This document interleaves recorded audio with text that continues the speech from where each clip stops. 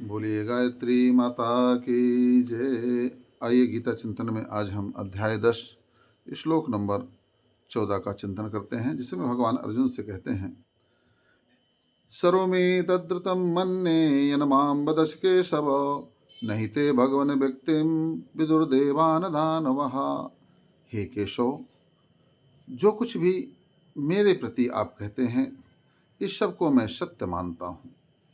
अभी जो अपनी विभूति के बारे में भगवान ने बताया था, तो अर्जुन भाव विभल हो गए और अर्जुन कहने लग गए, बोले बिल्कुल प्रभु, आप जो कह रहे हैं 100% सत्य कह रहे हैं।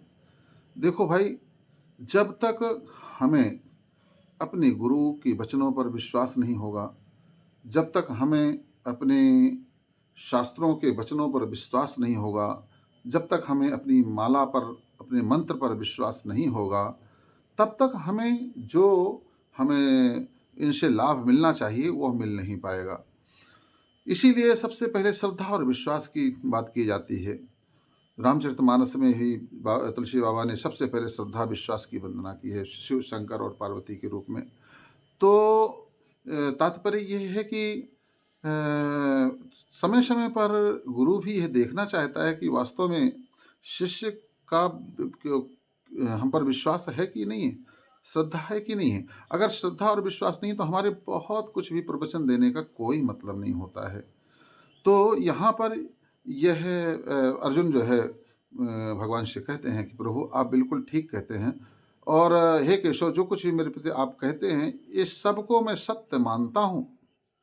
और हे भगवान, आपको की लीलामय स्वरूप को ना तो दानव जानते हैं और ना ही देवता जानते हैं, जैसा कि आपने कहा। फिर कौन जानता है? फिर जिसके ऊपर आपकी कृपा हो जाए, वही आपके स्वरूप को जान सकता है।